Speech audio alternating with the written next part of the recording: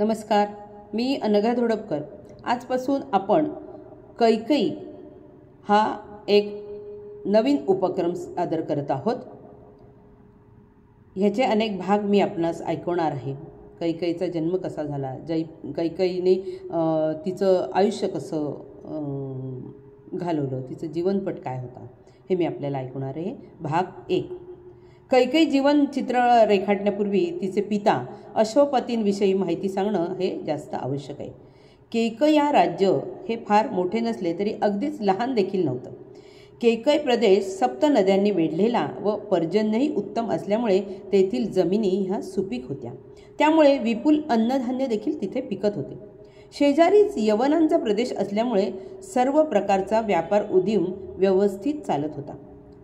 हरिके नावाची राजधानी कैकय नावानेच परिचित होती। अश्वपतींचे पिताजी अश्वशौकीन असल्यामुळे साहजिकच अश्वपतींनाही घोड्यांचे वेड होते। त्यांच्या अश्वशाळेत विविध प्रकारचे अतिशय सुंदर, जातिवंत, उमदे, वेगवान गतीचे तरतरीत घोडे होते। ते अश्वपरीक्षेत तरबेज होतेच, पण जखमी किंवा आजारी घोड्यांवर योग्य औषधांची माहितीही त्यांना होती। त्यांचे हे अश्वप्रेम पाहून अश्वनिर्मिती करणाऱ्या वसून प्रसन्न होऊन त्यांना वर दिला, यापुढे तुला अश्वांचा देव म्हणून ओळखलं जाईल। जखमी व आजारी अश्वांना गुण त्यामुळे आल्यामुळे देशी विदेशी राजे रजवाडे अश्वांच्या उपचारासाठी व अश्वपरीक्षणासाठी तुझ्याकडे येतील।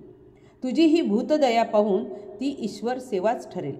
तुला अश्वांच्या भाषेबरोबरच पशुपक्ष्यांचीही भाषा कळेल, पण हे गुपित तुला उघड करता येणार नाही।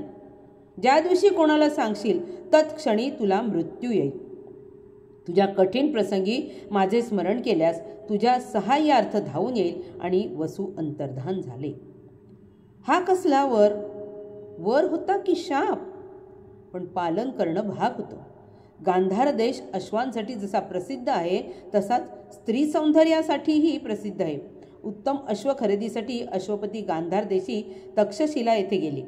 गांधार नरेशांनी त्याचं यथोचित स्वागत करून त्यांची सर्व जबाबदारी पुत्री युवराज्ञी शुभलक्ष्मीकडे सोपवली। तिला पाहताच अश्वपती तिच्या प्रेमात पडले। त्यांनी तिचा हात मागितल्यावर गांधार नरेशांनी आनंदानं मागणी मान्य केली। काही दिवसात त्यांचा विवाह तक्षशिलेत संपन्न झाला। शुभलक्षणाला स्वतःच्या सौंदर्याचा फार गर्व। शिवाय अश्वपतींचे पिताश्रींचे अल्पशा आजारानं निधन झाल्यामुळे राज्याचा भार त्यांच्यावर आल्याने ते राजकारणात गुंतले आणि अंतःपुरात शुभलक्षणाचं एकाधिकार स्थापन झाल्यामुळे ती मूळचीच हट्टी आणखीनच हट्टी आणि दुराग्रही बनली। लग्नानंतर 15 वर्षात त्यांना 7 पुत्र आणि 1 कन्या झाली। 7 पुत्रांमध्ये एकटीच कन्या असल्यामुळे जास्त लाडकी होती। असा सुखी संसार सुरू असतानाच ती घटना घडली आणि साऱ्या आयुष्याची उलथापालथ झाली। कैकई जेमतेम 2 महिन्याची असेल। एके दिवशी शुभलक्षणानं उपवनात जाण्याचा हट्ट पतीजवळ केला। त्यांनी परावृत्त करण्याचा खूप प्रयत्न करूनही हट्टी राणीनं हे का सोडलाच नाही। अखेर छोट्या कैकईला घेऊन ते उपवनात गेले।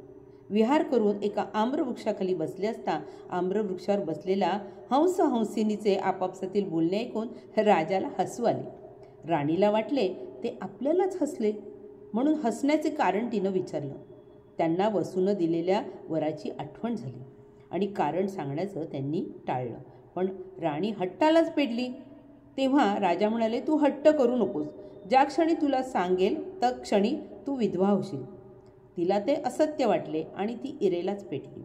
ती त्यांच्या जीवावर उठलेली पाहून राजाला भयंकर राग आला आणि तिरमिरीतच तो गांधार देशी तिच्या पित्याकडे पोचोती तिला केली, ते कायमचीच।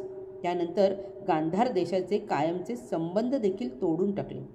पुढे तिचं काय झालं हे मात्र काही कळलं नाही। 2 महिन्याच्या बालिका कैकईचा प्रश्न ऐरणीवर आला। शोध घेतल्यावर नुकतीच बाळंत होऊन तिचे बाळ दगावलेली मंथरा दासी दूध आई म्हणून कैकईच्या संगोपनासाठी राजवाड्यात आणली। कैकईबरोबरच मंथरा 7ही राजपुत्रांची काळजी घेत असल्यामुळे राजा निश्चिंत झाला। कैकई एकटीच कन्या असल्यामुळे ती राजाची आणि भावांची लाडकी होती। थोडी मोठी झाल्यावर भावंडांबरोबर गुरुकुलात जाऊ लागली।